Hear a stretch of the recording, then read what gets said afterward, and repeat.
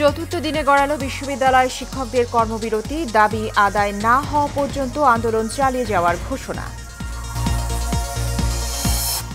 অতিবৃষ্টি ও উজানের ঢলে পানি বাড়ছে দেশের উত্তর পূর্বাঞ্চলের নদ নদীতে, বিপাকে সাধারণ মানুষ। এবং 2 দিনের সফরে কালটুঙ্গিপাড়ায় যাচ্ছেন প্রধানমন্ত্রী। মুন্সিগঞ্জে যোগ দিবেন পদ্মা সেতুর 2য় বর্ষপূর্তির অনুষ্ঠানে।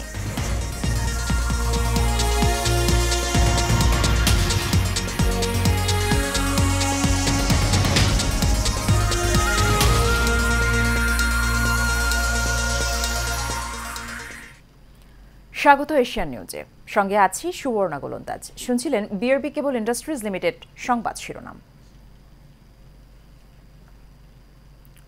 দাবি আদায় না হওয়া পর্যন্ত শিক্ষকদের আন্দোলন চলবে বলে জানিয়েছেন বাংলাদেশ বিশ্ববিদ্যালয় শিক্ষক সমিতি ফেডারেশনের সভাপতি ডাক্তার মোহাম্মদ আক্তারুল ইসলাম।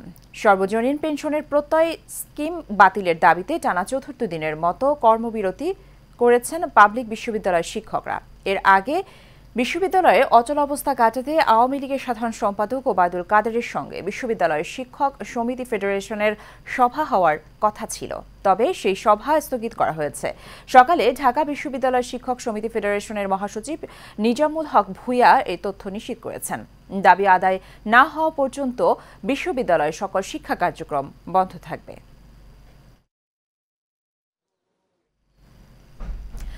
দেশের উত্তর পূর্বাঞ্চলে অতিবৃষ্টি ও উজানের ঢলে বন্যাপ্রবণ প্রধান নদ নদীর পানি বাড়ছে। সারা দেশে বন্যা পরিস্থিতি অবনতি হয়েছে। ইতোমধ্যে 5 নদীর পানি বিপদসীমার উপরে উঠেছে বলে জানিয়েছে বাংলাদেশ পানি উন্নয়ন বোর্ড। বাড়িঘর, গবাদি পশু নিয়ে বিপাকে পড়েছেন সাধারণ মানুষ। প্রতিনিধিদের পাঠানো তথ্য ছবিতে বিস্তারিত জানাচ্ছেন শেখ ফাহিম। পানি উন্নয়ন বোর্ডের বন্যা সতর্কীকরণ ও পূর্বাভাস কেন্দ্র জানিয়েছে, দেশের উত্তর পূর্বাঞ্চলের প্রধান নদীগুলির পানি সমতলে বাড়ছে, যা আগামী 24 ঘন্টা পর্যন্ত অব্যাহত থাকতে পারে। উত্তর পূর্বের নিম্নাঞ্চলে বন্যা পরিস্থিতির আরও অবনতি হতে পারে। এছাড়া সিলেটে সুরমা ও কুশিয়ারার পানি কোথাও 1 সেন্টিমিটার কমলে অন্য পয়েন্টে বাড়ছে। উজানের উপজেলাগুলো থেকে পানি নামতে থাকায় ভাটির এলাকাগুলো প্লাবিত হয়েছে। কুড়িগ্রামে ব্রহ্মপুত্র ও ধরলার পানি বিপদসীমার উপর দিয়ে প্রবাহিত হচ্ছে। প্লাবিত হয়ে পড়েছে নদ নদীর অববাহিকার চর ও নিম্নাঞ্চল। অবস্থা খুবই খারাপ। বাড়িঘর রাতের বেলা টানাটানি করছি, অনেক নদীর অনেক খুব চাপ আছে। এপাশে জমি সব শেষ হয়ে গেছে, আর ঘর তোলার জায়গা নেই, পয়সা করিও নাই। যাবো কোথায়, খাবো কি করি খাই কি করি ইয়ে নাই। মেম্বার তো আসে একবার দেখে চলে যায়। এখন যে মাল মাত্রাগুলো করে থুমো না থুমো তার কোনো জায়গা নেই। অন্যের বাড়িতে এলে থুমে নাকছে। পানি উন্নয়ন বোর্ড জানিয়েছে, আগামী 48 ঘন্টা পর্যন্ত ভারী বর্ষণের সম্ভাবনা রয়েছে। ফলে নদ নদীর পানি বৃদ্ধি অব্যাহত থাকবে। এখনো উজানে ভারী বৃষ্টিপাতের পূর্বাভাস রয়েছে, যার ফলে তিস্তায় যে কোনো সময় দ্রুত পানি বৃদ্ধি পেতে পারে। তিস্তার পানি বৃদ্ধি অব্যাহত থাকলেও কাউনিয়া পয়েন্টে বিপদসীমার 5 সেন্টিমিটার ও ডালিয়া পয়েন্টে বিপদসীমার 24 সেন্টিমিটার নিচ দিয়ে পানি প্রবাহিত হচ্ছে। মেঘালয় ও চেরাপুঞ্জিতে ভারী বৃষ্টিপাত না হওয়ায় সুনামগঞ্জে কিছুটা কমতে শুরু করেছে ঢলের পানি। Sheikh Fahim, Asian television. জামালপুরের সরিষাবাড়িতে পানি বৃদ্ধি ও কমার সাথে সাথে শুরু হয়েছে তীব্র নদী ভাঙন। মানচিত্র থেকে হারিয়ে যেতে বসেছে একটি গ্রাম। গৃহহীন হয়ে পড়েছে নদীর পাড়ে বাস করা প্রায় 1/2 পরিবার। নদীর ভাঙন রোধ করতে না পারলে নিজেদের শেষ সম্বলটুকু বিলীন হয়ে যাবে খরস্রোতা এই যমুনার গর্ভে। সরিষাবাড়ি প্রতিনিধি মোস্তাক আহমেদ মনিরের তথ্যচিত্রে এইচি মিতুর রিপোর্টে বিস্তারিত। জামালপুরের সরিষাবাড়ি উপজেলার পিংনা ইউনিয়ন, এটি একটি নদী ভাঙন কবলিত ইউনিয়ন। এই ইউনিয়নের মধ্য দিয়ে বহমান যমুনা নদীর করাল গ্রাসে হাজারো পরিবার নিঃস্ব হয়েছে। অবস্থান নিয়েছে পরিকল্পনাহীন ভবিষ্যৎ জীবনে। আবার অনেকেই পাড়ি দিয়েছেন অজানা গন্তব্যে। যমুনা নদী যেন এদের পিছুই ছাড়ছে না। এবারও বন্যা শুরু হতে না হতেই শুরু হয়েছে যমুনার 2 পাড়ের ভাঙন। ভাঙন ঝুঁকিতে রয়েছে দক্ষিণ নলসন্ধ্যা সরকারি প্রাথমিক বিদ্যালয়, মসজিদ, মাদ্রাসা সহ বিভিন্ন স্থাপনা। ভাঙনে বেঁচেছিল মিরকুটিয়া গ্রামের একাংশ কাঁঠালতলা এলাকা, সেটিও আজ ভাঙনের কবলে। টানা 5 দিনের ভাঙনের ফলে নদীর বুকে বিলীন হয়েছে এ এলাকার প্রায় 15টি বসতবাড়ি। এছাড়া প্রায় অর্ধ শতাধিক পরিবারের ঘরবাড়ি ভেঙে অন্য স্থানে জমিয়ে রাখা হয়েছে। টিবেলা ছিল সব ভাঙ্গা চুরিয়া গেছে গা, তা আমার জায়গা বাসা নাই, আমি বেড়া বেড়ি না কোনে যাবো। অথগুনা বাড়ি ঘর ভাঙ্গা গেল, উনি আর পশ্চিমে জায়গায় জায়গায় নিয়ে জায়গায় জায়গায় থুইছে, থাকার মতো নাই, গতি নাই। তীব্র নদী ভাঙন হলেও এখন পর্যন্ত কোনো পদক্ষেপ নেয়নি সংশ্লিষ্টরা। পৌঁছায়নি সরকারি বরাদ্দের কোনো সহায়তা ও খাদ্য সামগ্রী, এমনটাই অভিযোগ ক্ষতিগ্রস্তদের। ভিক্ষা হিসাবে এখানে একটা বাদ রাস্তা বস্তা ফালাইয়া কাজ করে দিলে আমাদের এই গ্রামটা রক্ষা হবে। প্রধানমন্ত্রীর কাছে আবেদন জানাই এবং তার কাছে এই গ্রামটা ভিক্ষা স্বরূপে আমাদের এই গ্রামটা জিআই ব্যাগ ফালানোর জন্য অতি তাড়াতাড়ি নিকটে একটু ব্যবস্থা গ্রহণ করুন। তবে ভাঙনের কবলে পড়া এলাকা পরিদর্শন করে প্রয়োজনীয় ব্যবস্থা নেওয়ার আশ্বাস দেন পানি উন্নয়ন বোর্ডের এই কর্মকর্তা। যমুনা নদীর যে ভাঙন হচ্ছে সেখানে আমরা ইতিমধ্যে পরিদর্শন করেছি। পরবর্তীতে ঊর্ধ্বতন কর্তৃপক্ষের সাথে পরামর্শ করে আমরা প্রয়োজনীয় ব্যবস্থা গ্রহণ করব। এদিকে স্থানীয় সংসদ সদস্য জানান, ক্ষতিগ্রস্তদের সহায়তার পাশাপাশি ভাঙন রোধে দ্রুত ব্যবস্থা নেওয়া হচ্ছে। সেখানে প্রাথমিক পর্যায়ে 30 লক্ষ টাকা অনুদান দেওয়ার সিদ্ধান্ত নিয়েছে এবং পরবর্তী ধাপে আরও 86 লক্ষ টাকা সেখানে জিওব্যাগ ফালানোর জন্য একটা সিদ্ধান্ত হয়েছে। নিজেদের শেষ সম্বলটুকু রক্ষায় সরকার তথা সংশ্লিষ্ট দপ্তরের কাছে প্রয়োজনীয় ব্যবস্থা নেওয়ার দাবি জানান এই চরাঞ্চলের ক্ষতিগ্রস্ত পরিবার। এইচএ মিতু, এশিয়ান টেলিভিশন। 2 দিনের সফরে আগামীকাল গোপালগঞ্জে টুঙ্গিপাড়া যাচ্ছেন আওয়ামী লীগ সভাপতি ও প্রধানমন্ত্রী শেখ হাসিনা। যাত্রাপথে মুন্সিগঞ্জে অনুষ্ঠিত পদ্মা সেতুর 2য় বার্ষিকীর অনুষ্ঠানে যোগ দেওয়ার কথা রয়েছে প্রধানমন্ত্রীর আগমন উপলক্ষে গোপালগঞ্জে এখন উৎসবের আমেজ বিরাজ করছে। গোপালগঞ্জ প্রতিনিধি হাফিজুর রহমানের পাঠানো রিপোর্টে আরও জানাচ্ছেন এইচএ মিতু। আওয়ামী লীগ সভাপতি ও প্রধানমন্ত্রী শেখ হাসিনা 2 দিনের সফরে গোপালগঞ্জের টুঙ্গিপাড়া যাচ্ছেন।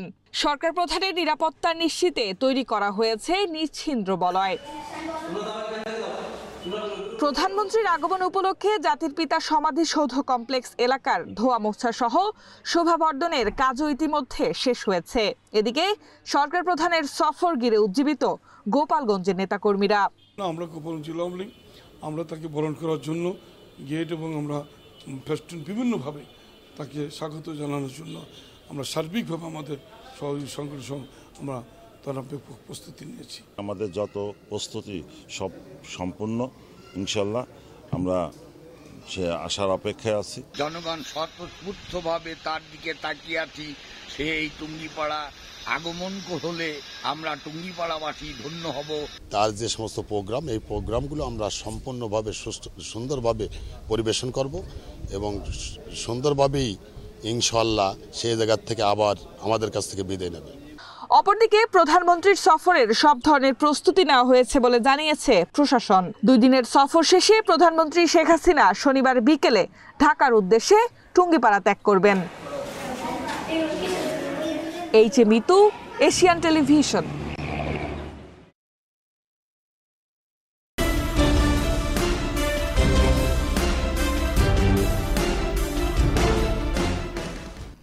পঞ্চগড়ের আটোয়ারিতে এক যুবকের মরদেহ উদ্ধার করেছে পুলিশ। গতরাতে আটোয়ারি বোদা সড়কের শোকের পুল নামক ব্রিজের সামনে পানিতে পড়ে এক যুবকের ভাসমান অবস্থায় দেখে পুলিশে খবর দেয় স্থানীয়রা। এরপর আটোয়ারি ফায়ার সার্ভিসের সদস্য ও স্থানীয় লোকজন ওই যুবককে উদ্ধার করে আটোয়ারি হাসপাতালে নিয়ে যায়। সেখানে কর্তব্যরত চিকিৎসক তাকে মৃত ঘোষণা করেন। আটোয়ারি থানার অফিসার ইনচার্জ শাহিনুর ইসলাম তালুকদার মৃত্যুর বিষয়টি নিশ্চিত করে বলেন, বাদীর অভিযোগের প্রেক্ষিতে আইনানুগ ব্যবস্থা গ্রহণের প্রক্রিয়া চলমান রয়েছে।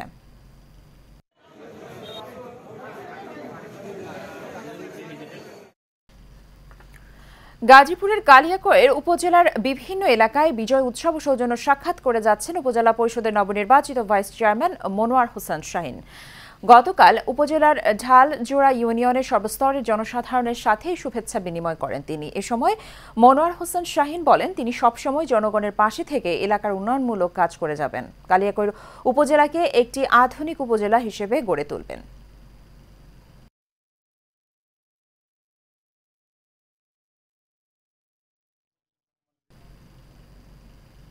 এবারে আন্তর্জাতিক সংবাদ। যুক্তরাজ্যের জাতীয় নির্বাচনে ভোট গ্রহণ আজ। স্থানীয় সময় সকাল 7টায় আর বাংলাদেশ সময় দুপুর 12টায় শুরু হবে ভোটাভুটি, যা শেষ হবে রাত 10টায়। জানা গেছে, পার্লামেন্টের 650 আসনের বিপরীতে এই নির্বাচনে লড়বেন 4,500-এর বেশি প্রার্থী।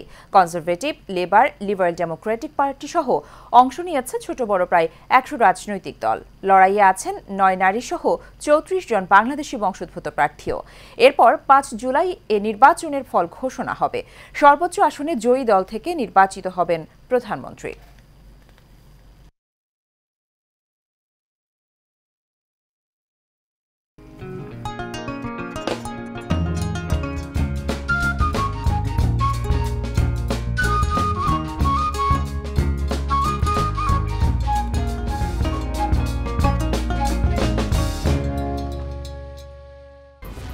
এক্সপার্ট B500 CWR স্বাধীনতার সুবর্ণ জয়ন্তীতে নতুন বাংলাদেশ গড়ার প্রত্যয়। HM steel B500 CWR।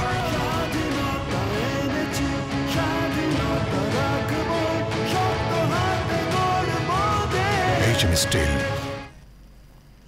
কিংবদন্তি শিল্পী হেমন্ত মুখোপাধ্যায় স্মরণে সারেগামাপা খ্যাত শিল্পী সত্যজিৎ দাসের একক সঙ্গীত সন্ধ্যা চট্টগ্রাম প্রেস ক্লাবের বঙ্গবন্ধু হলে অনুষ্ঠিত হয়েছে। এতে প্রধান অতিথি ছিলেন দৈনিক আজাদীর সম্পাদক M.A. মালেক। প্রধান আলোচক ছিলেন পেশাজীবী সমন্বয় পরিষদ ও খেলাঘর চট্টগ্রাম মহানগরীর সভাপতি ডক্টর AQM সিরাজুল ইসলাম, জামাল খান ওয়ার্ডের শৈবাল দাস সুমনের সভাপতিত্বে এবং আবৃত্তি শিল্পী রাশেদ হাসানের সঞ্চালনায় বক্তব্য রাখেন চট্টগ্রাম প্রেস ক্লাবের সাধারণ সম্পাদক দেব দুলাল ভৌমিক, চট্টগ্রাম সাংবাদিক ইউনিয়নের সাবেক সভাপতি ও পেশাজীবী নেতা রিয়াজ হায়দার চৌধুরী, জ্যেষ্ঠ সাংবাদিক নিরুপম দাশগুপ্ত, আয়োজক সংগঠক শিশু মেলার পরিচালক রুবেল দাস প্রিন্স এবং শিল্পী রিয়াজ ওয়ারেস।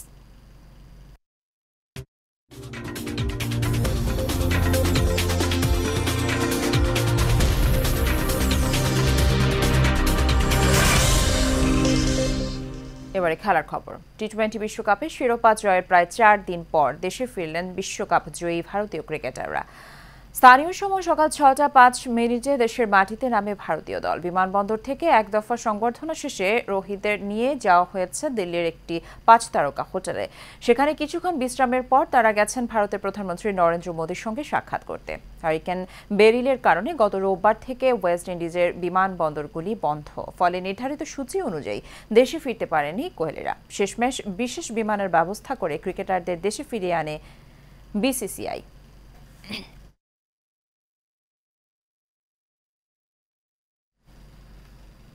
শেষ করব এশিয়ান নিউজ। তার আগে BRB কেবল ইন্ডাস্ট্রিজ লিমিটেড সংবাদ শিরোনামগুলো জানিয়ে দেব আরও একবার।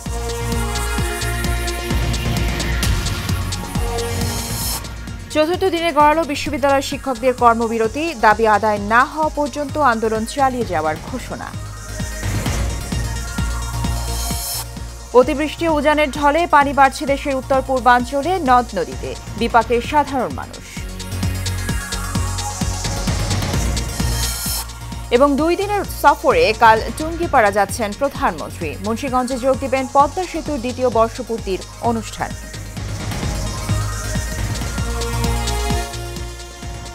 এশিয়ান নিউজ এ পর্যন্তই। আমাদের পরবর্তী সংবাদ দেখার আমন্ত্রণ রইল।